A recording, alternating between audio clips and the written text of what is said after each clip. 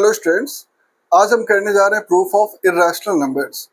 तो exercise 1.2 NCERT का जो है वो बेस्ड है इर्रेशनल नंबर्स के प्रूफ के लिए। इसमें हम देखेंगे कि √2, √3 और भी इस टाइप के जो नंबर्स हैं उसको हम इर्रेशनल नंबर्स कैसे प्रूफ करेंगे। बट ये स्टार्ट करने से पहले एक थ्योरम हमें यूज करना है। सो सबसे पहले उस थ्योरम को देख लेते हैं, उसका प्रूफ देख लेते हैं। ठीक है, so this is the theorem. क्या थ्योरम है ये? Let p be a prime number and a be a positive integer. तो सपोज जो p है वो क्या कोई प्राइम नंबर है और a कोई पॉजिटिव इंटीजर हमने दे दिया। If p divides a square then p divides a। ये हमें सॉल्व करना है। तो सपोज एक प्राइम नंबर हमने लिया, okay, and prime number is suppose 3। क्या प्राइम नंबर लिया हमने? 3। तो p भी है प्राइम नंबर एंड a भी है पॉजिटिव इंटीजर। a क्या है? कोई पॉजिटिव इंटीजर है। तो मान लीजिए कि जो पॉजिटिव इंटीजर है, सपोज पॉजिटिव इंटीजर हमने ले लिया 9। ठीक है, ये क्या है? This is the prime number और 9 क्या है? This is the positive integer.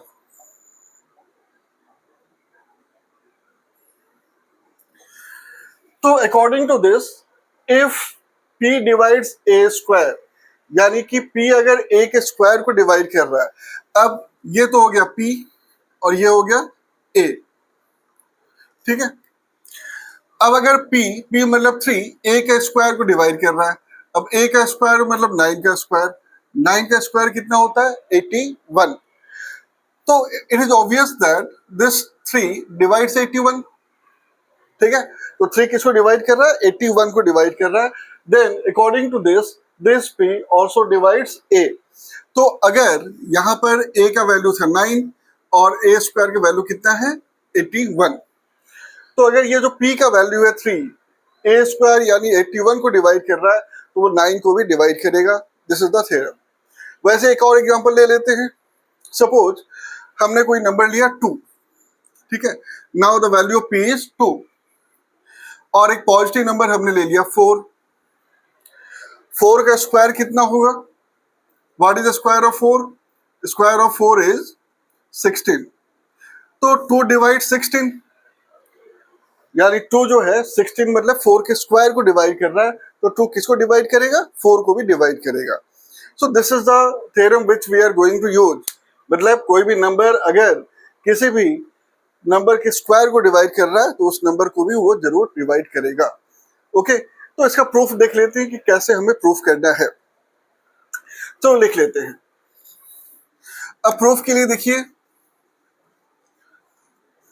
we are going to use the fundamental theorem of arithmetic।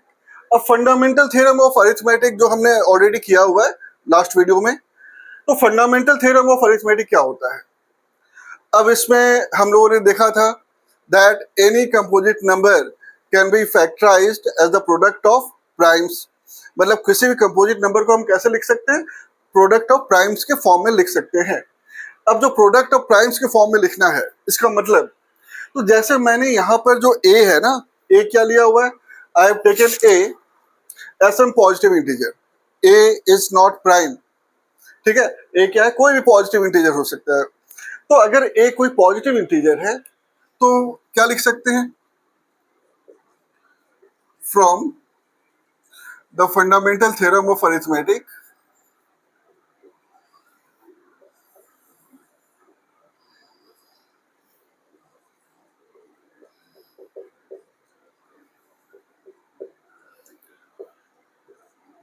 any positive integer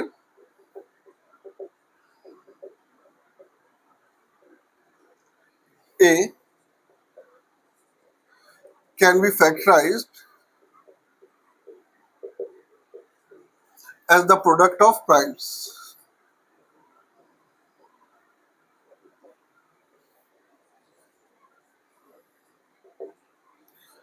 ठीक है, so from the fundamental theorem of arithmetic we know that any positive integer can be factorized as the product of primes। तो मान लो कि यहाँ पर हमने कोई positive integer लिया। पॉजिटिव इंटीजर सपोज हमने लिया 6। तो 6 को हम क्या लिख सकते हैं? 2 into 3। 2 and 3 are prime numbers. वैसे अगर कोई और नंबर हमने ले लिया, सपोज हमने 15 ले लिया, 15 को क्या लिखेंगे 3 इंटू 5 6 एक पॉजिटिव इंटीजर है और उसको हम 2 इंटू 3 यानी प्रोडक्ट ऑफ प्राइम्स 2 जो प्राइम नंबर है 3 प्राइम नंबर है। वैसे हमने 15 ले लिया 15 को 3 इंटू 5 लिख सकते हैं 15 is composite number 3 and 5 they are prime numbers. मतलब कोई भी आप पॉजिटिव इंटीजर लो उसको आप कैसे लिख सकते हो प्राइम नंबर्स के प्रोडक्ट के फॉर्म में लिख सकते हो। तो यहाँ जो पॉजिटिव इंटीजर हमने लिया था वो पॉजिटिव इंटीजर क्या है a है। तो इसको भी हम प्रोडक्ट ऑफ प्राइम्स में लिख सकते हैं। तो क्या लिख सकते हैं a को a equal to p1 p2 p3 till pn। अब ये p1 p2 p3 क्या है यहाँ हमने लिखा है कि p एक प्राइम नंबर है। p क्या है प्राइम नंबर है। तो जैसे यहाँ पर 6 मतलब 6 क्या था a था कोई नंबर हमने जो लिया था वो a है। प्राइम नंबर्स दो प्राइम नंबर्स आया यहाँ पर तो इसको सपोज हमने p1 ले लिया दूसरे वाले को हमने क्या ले लिया p2 ले लिया। ठीक है तो दो प्राइम नंबर्स हो गए यहाँ पर। वैसे यहाँ पर भी दो प्राइम नंबर्स है 3 और 5 ये दो प्राइम नंबर्स यहाँ पे भी आ गया। सपोज एक और नंबर हमने लिया तो अगर सपोज 30 लिया हमने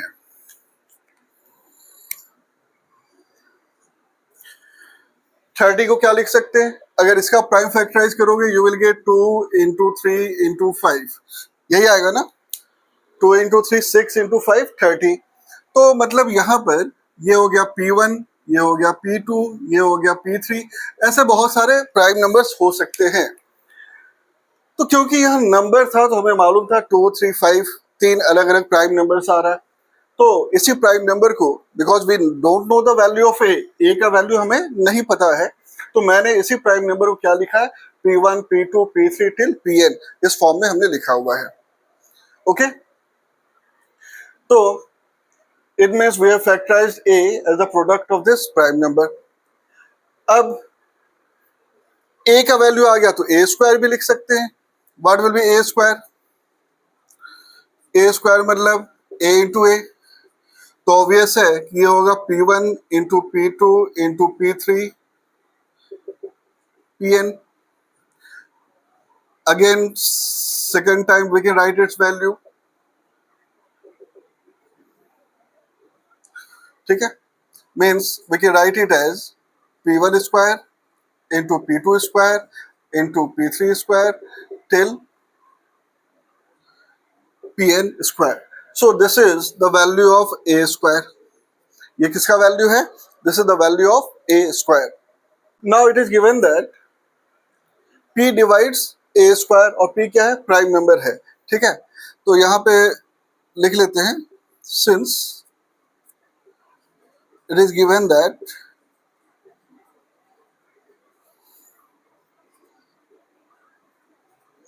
p is a prime number and it divides a square it means p is a prime factor of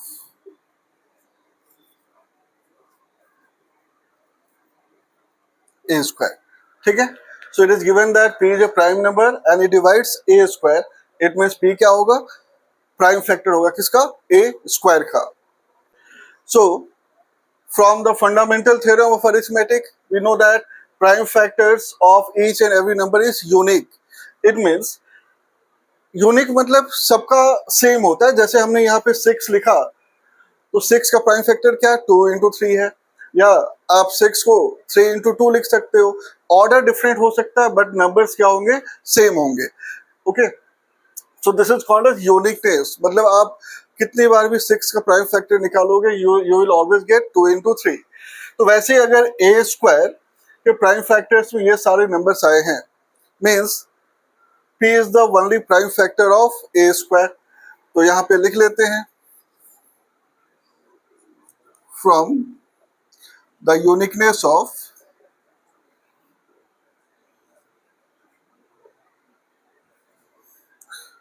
fundamental theorem of arithmetic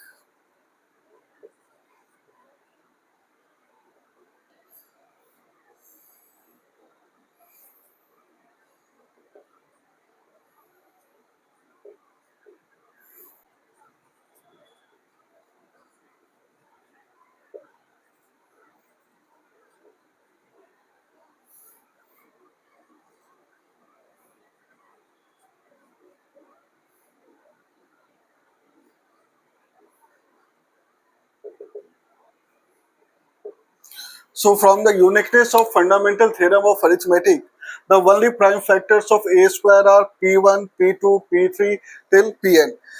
क्योंकि इसके अलावा और कोई प्राइम फैक्टर्स दिख नहीं रहा है. इसका मतलब क्या हुआ? इसका मतलब है कि जो p है, what is p? p is one of this one. Okay, तो जो p है, p is one of p1, p2, p3. ठीक है, तो p क्या है? हमने p एक प्राइम नंबर लिया था. कोई भी एक प्राइम नंबर है and all this prime numbers are not necessarily same. ये अलग अलग भी हो सकता है यहाँ पर. तो p अगर इसी में से कोई नंबर है, क्योंकि p हमने एक प्राइम नंबर डिनोट किया था, और इसी में से कोई नंबर है, तो जैसे मैंने अगर यहाँ p1, p2 लिया, तो p कोई भी एक नंबर हो सकता है, 2 हो सकता है, 3 हो सकता है, या यहाँ पे 2, 3, 5 में से कोई भी एक नंबर हो सकता है. तो p अगर इसमें से कोई एक नंबर है तो इसको क्या करेगा? डिवाइड करेगा. ठीक है, it means p divides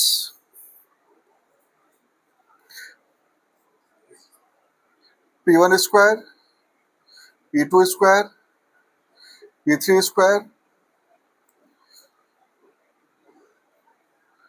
till pn square. क्यों लिखा हमने? क्योंकि यहाँ लिखा है p डिवाइड्स a स्क्वायर. ठीक है, तो p डिवाइड्स दिस, मतलब ये किसका पार्ट है? ये a स्क्वायर को हमने डिवाइड किया. अब अगर p p1 के स्क्वायर को डिवाइड कर रहा है तो ऑब्वियस है कि p1 को भी डिवाइड करेगा. ठीक है, it means p divides what? p divides p1, p2, p3 till pn. It means p divides a. Okay, तो यही प्रूफ है. फिर से मैं रिपीट कर देता हूँ. यहाँ पर पहली चीज, प्रॉब्लम ऑलरेडी मैंने एक्सप्लेन किया था कि अगर कोई प्राइम नंबर किसी भी पॉजिटिव इंटीजर को डिवाइड कर रहा है, उसके स्क्वायर को डिवाइड कर रहा है, then it divides that positive number also. तो सबसे पहले, क्योंकि a जो है, what is a? a is some positive integer. तो a अगर पॉजिटिव इंटीजर है तो सब उसको हम किस फॉर्म में लिख सकते हैं? प्रोडक्ट ऑफ प्राइम्स के फॉर्म में. प्राइम नंबर को हमने p से डिनोट किया हुआ है.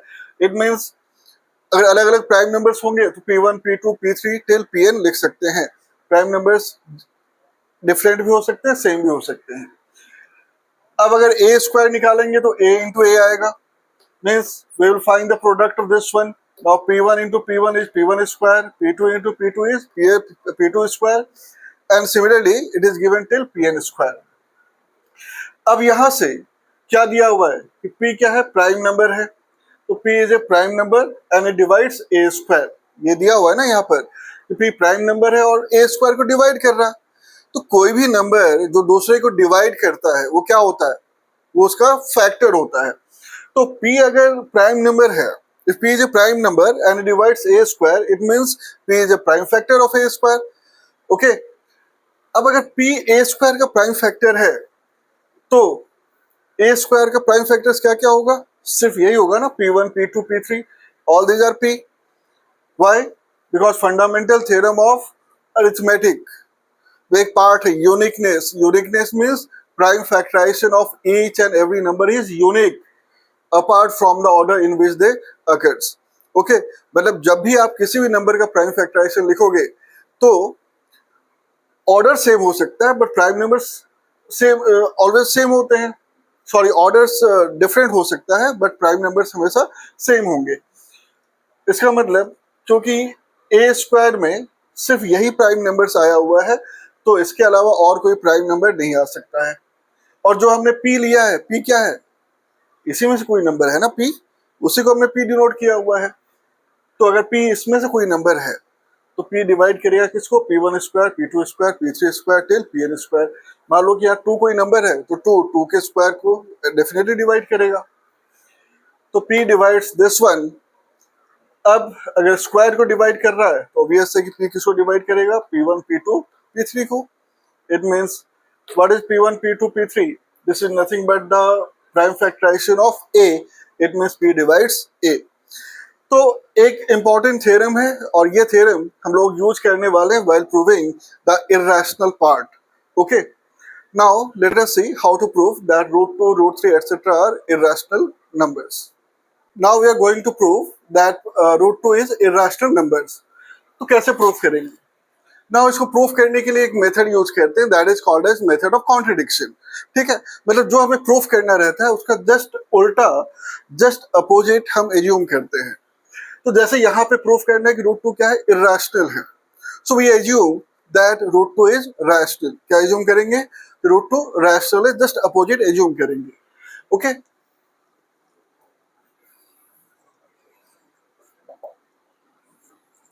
so let us assume or suppose that root 2 is rational। ठीक है, प्रूफ क्या करना था? प्रूफ करना कि रूट 2 इरेशनल नंबर है। अब डायरेक्टली इरेशनल प्रूफ हम नहीं कर सकते, तो हमने क्या एज्यूम किया? Let us assume that root 2 is rational. अब रैशनल नंबर है तो किसी भी रैशनल नंबर को हम फ्रैक्शंस की फॉर्म में लिख सकते हैं। तो यहां पे लिख लेते हैं, then there exists positive integers a and b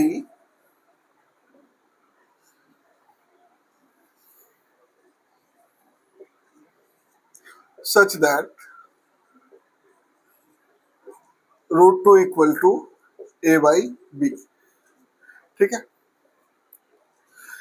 तो अगर ये रैशनल है और आपको पता है कि rational number means those numbers which can be written in the form of p by q या a by b, मतलब फ्रैक्शंस के फॉर्म में हम लिख सकते हैं।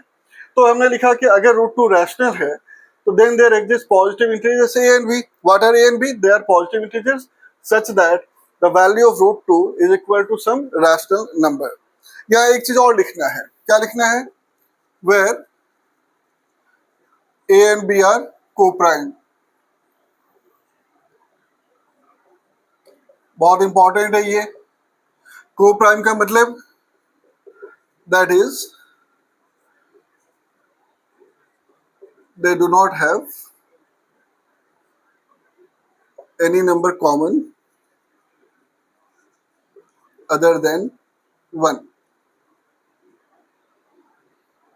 okay,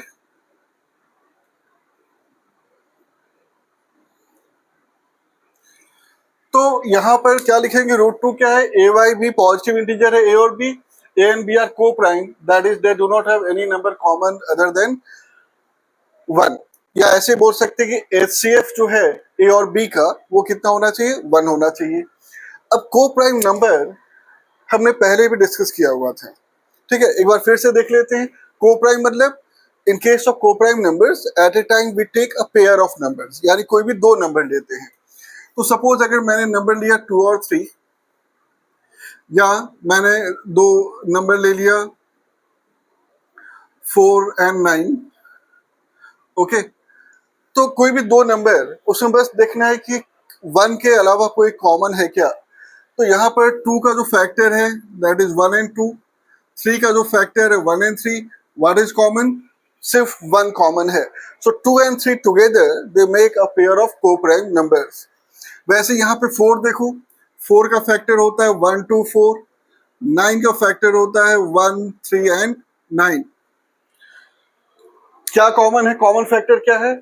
सिर्फ 1 कॉमन है। तो it means 4 and 9 they are also pair of co-prime। तो को-प्राइम मतलब ये नहीं कि प्राइम नंबर है, प्राइम नंबर से उसका लेना देना नहीं है। जैसे मैंने यहाँ 2 और 3 ने लिया, तो 2 and 3 both are prime numbers, prime है, बट आपस में 2 और 3 आपस में को-प्राइम है। मैंने 4 और 9 लिया, दोनों कंपोजिट नंबर है, but together they are making a pair of coprime numbers, क्योंकि दोनों में 1 के अलावा कुछ भी कॉमन नहीं है। तो जो दो नंबर लेके हम कंपेयर करते हैं ना, दोनों में दोनों हो सकता है प्राइम हो, दोनों कंपोजिट हो, या हो सकता है कि एक प्राइम हो और एक कंपोजिट हो, कुछ भी हो सकता है। ठीक है, जैसे कि हमने कोई नंबर ले लिया, सपोज यहाँ पे 2 ले लिया और मैंने एक नंबर ले लिया 15। तो 2 प्राइम नंबर है, 15 कंपोजिट नंबर है। तो यहाँ भी 2 का फैक्टर होगा 1 और 2, 15 का फैक्टर होगा 1 3 5 and 15। तो यहाँ भी कॉमन क्या है? Only common thing is 1 and therefore this is also pair of co-prime. कहने का मतलब है कि जो भी नंबर्स आपने लिखा है ए और बी, वो सिंपलेस्ट फॉर्म में होना चाहिए।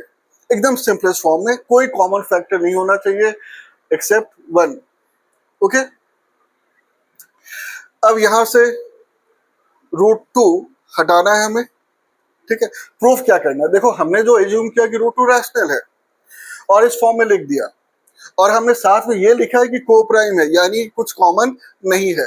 तो anyhow we have to show that something is common in this a and b. क्या दिखाना है कि ए और बी में कोई फैक्टर कॉमन है। अगर कुछ कॉमन आ गया, जो भी हमने एज्यूम किया वो गलत हो जाएगा, क्योंकि एज्यूम हमने किया है कि ए और बी में कुछ भी कॉमन नहीं है, ठीक है। तो यहाँ पर to eliminate this square root sign, we take the square of both sides. So squaring both sides. So when you take the square of both sides, we get √2 square equal to a square by b square, और √2 का square कितना होगा 2 equal to a square b square, और cross multiply करके लिख सकते हैं a square equal to 2b square. अब देखो a स्क्वायर क्या लिखा है, 2b स्क्वायर लिखा है, मतलब 2 डिवाइड्स b स्क्वायर। अब जैसे सपोज मैंने लिखा यहाँ पर, एक एग्जांपल देख लो, अगर मैंने सपोज इस b स्क्वायर की जगह कोई नंबर लिखता मैं, ठीक है, तो सपोज मैंने b स्क्वायर की जगह कोई नंबर लिखा 5, ओके, या अगर स्क्वायर लिखना है सपोज मैंने 9 लिख लिया,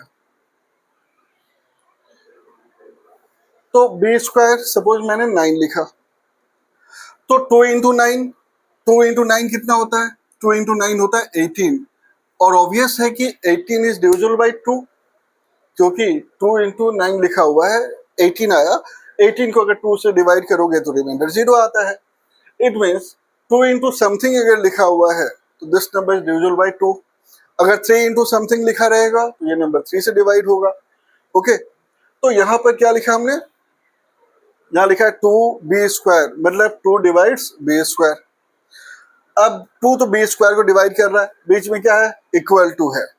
इक्वल टू का मतलब अगर 2 b स्क्वायर को डिवाइड कर रहा है, इक्वल टू मतलब बराबर होता है, दोनों तरफ इक्वल होता है। तो अगर b स्क्वायर को डिवाइड कर रहा है तो ऑब्वियस है कि 2 a स्क्वायर को भी डिवाइड करेगा, ठीक है। तो यहाँ पे लिखते हैं this implies 2 divides a square, यहाँ लिख देता हूँ सिंस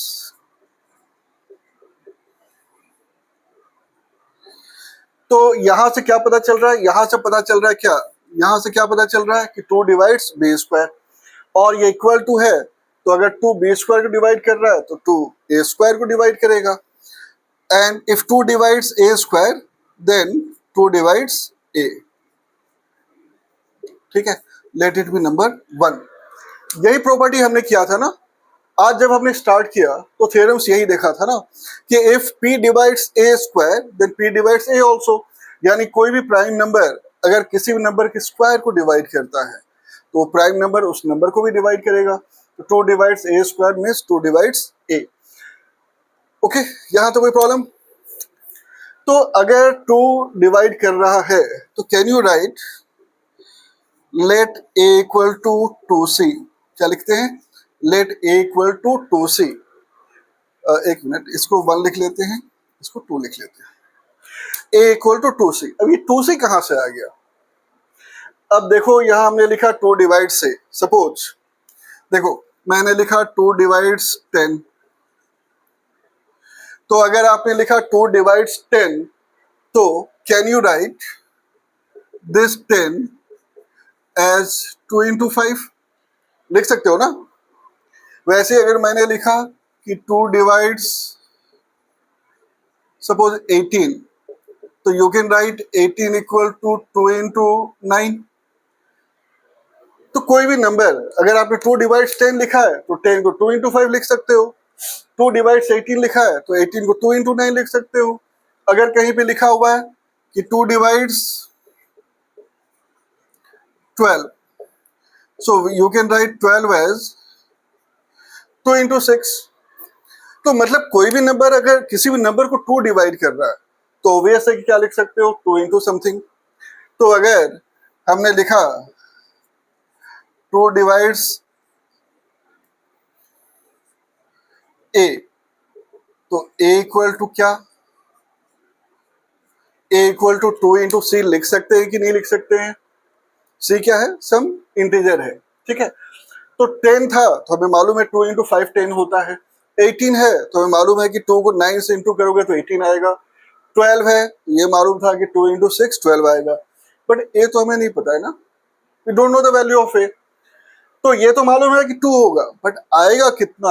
अगर पूछा था what is the value of C, so you will say what is the value of A. मैंने बोला ए 18 है, तुम फट से बोलोगे सी का वैल्यू कितना है, 9। अगर मैंने बोला ए 12 है, you will say yes value of c is 6।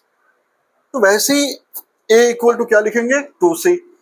सी का वैल्यू हमें नहीं पता है, ठीक है। तो a इक्वल टू 2c ये हमने लिख दिया। What is c, c is some integer.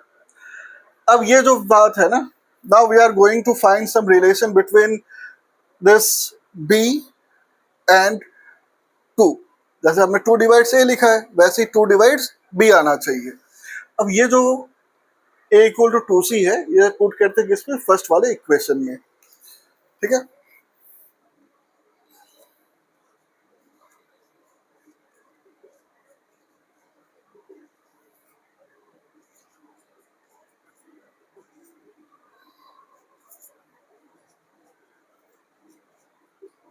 So substituting a equal to 2c in 1 we get. तो इसमें अगर पुट करोगे तो कितना आएगा, देख लेते हैं यहाँ पर।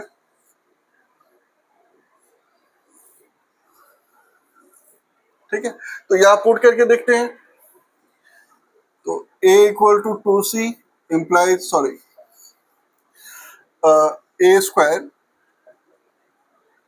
Equal to 2b square. This implies 2c square equal to 2b square. It means 4c square equal to 2b square.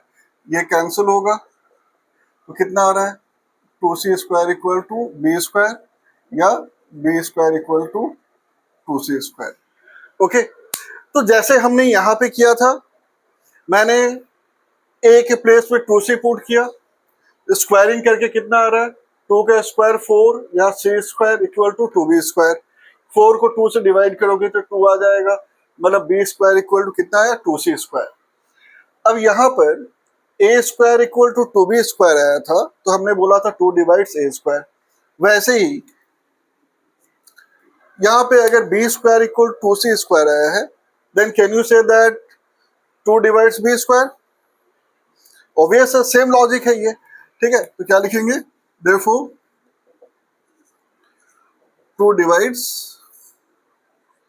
b square which implies 2 divides b। तो 2 डिवाइड कर रहा है किसको, b स्क्वायर को, और अगर b स्क्वायर को 2 divide करेगा तो ऑब्वियस है कि 2 किसको डिवाइड करेगा, 2 डिवाइड्स b ऑल्सो। अब देखिए 1 2 और 3 में से यहाँ लिख रहा है 2 डिवाइड से, यहाँ लिख रहा है 2 डिवाइड्स b। तो 2 अगर a और b दोनों को डिवाइड कर रहा है तो मतलब 2 कॉमन फैक्टर है। ओके, तो 2 अगर कॉमन फैक्टर है तो हमने क्या एज्यूम किया था, हमने तो बोला था को प्राइम है। को प्राइम मतलब कुछ कॉमन है ही नहीं 1 के अलावा, लेकिन यहाँ तो 2 कॉमन आ गया। इसका मतलब जो भी हमने एज्यूम किया था वो क्या है, गलत है। और ये गलत क्यों हुआ, गलत इसलिए है कि हमने एज्यूम किया था रूट 2 रैशनल है। इसका मतलब रूट 2 रैशनल नहीं है, क्योंकि अगर रूट 2 रैशनल होता तो ये जो हमने बोला था कि को प्राइम है वही रहता, कुछ कॉमन आता ही नहीं, ठीक है। It means our assumption is wrong. It means root 2 is not rational, और रैशनल नहीं है तो क्या होगा, दो तो नंबर है, या तो रैशनल होगा या तो इरैशनल। तो रैशनल नहीं है तो क्या होगा, इरैशनल होगा, ठीक है। यहाँ पे लिख लेते हैं, therefore from 1 from 2 and 3, 2 is a common factor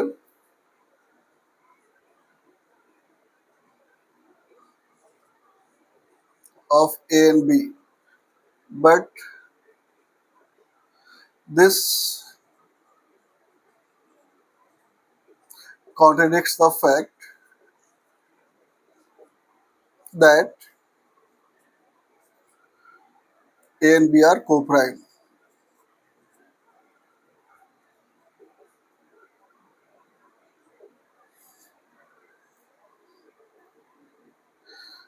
Therefore, our assumption is wrong.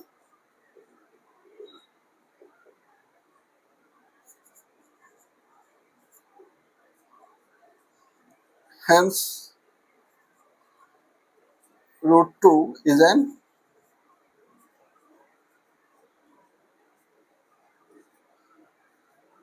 irrational number.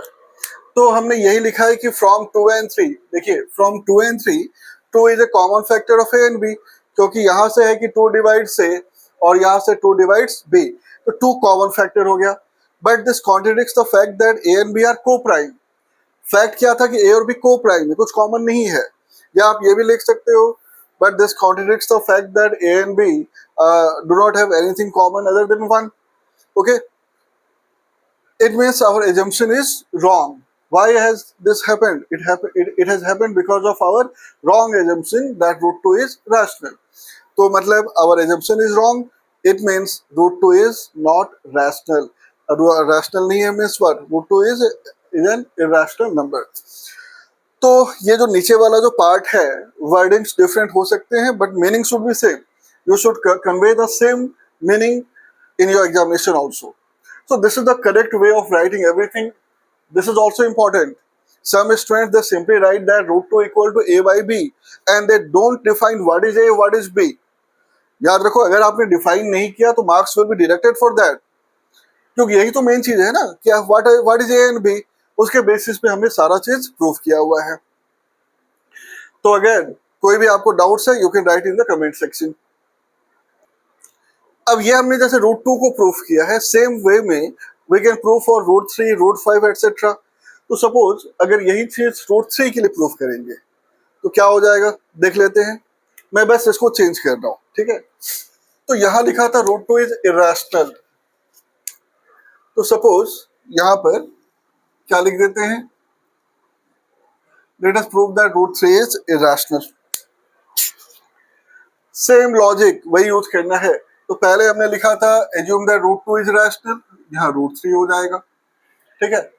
यहाँ भी जहाँ रूट 2 है वहां पर रूट 3 हो जाएगा, बाकी एज इट इज.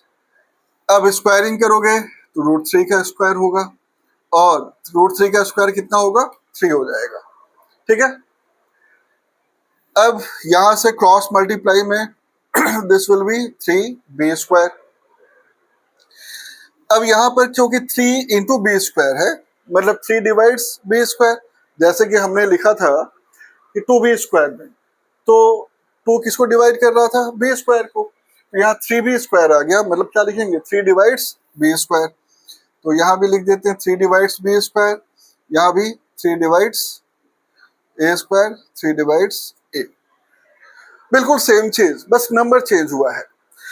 अब पहले था कि 2 डिवाइड से, तो ए को हमने क्या लिखा था, 2a. तो यहाँ सॉरी 2c. अब यहाँ लिखा 3 डिवाइड से, मतलब a को हम क्या लिखेंगे, 3c लिख देंगे. अब ये 3c पुट करते हैं किसमें, उसी इक्वेशन नंबर 1 में. तो जब हम 3c पुट करेंगे,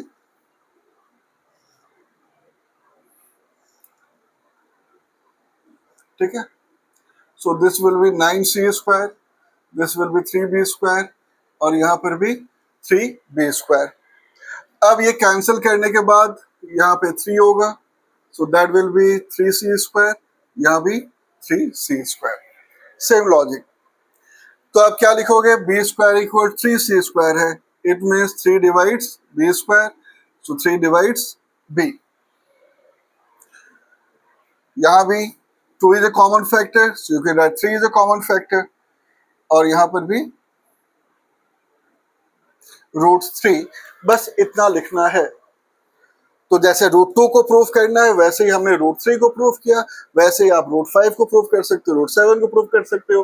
तो इस टाइप का जो भी नंबर्स आएगा, आपको बस इसी वे में प्रूफ करना है. ओके, होपफुली क्लियर होगा ये. कोई भी डाउट्स है तो आप कमेंट में पूछ सकते हो. नाउ आज जो हमने है पहले एक थ्योरम्स का प्रूफ देखा, that if prime number p divides a square then it divides a. उसके बेसिस पर हम लोगों ने प्रूफ किया कि रूट 2 इरेशनल है और रूट 3 इरेशनल है।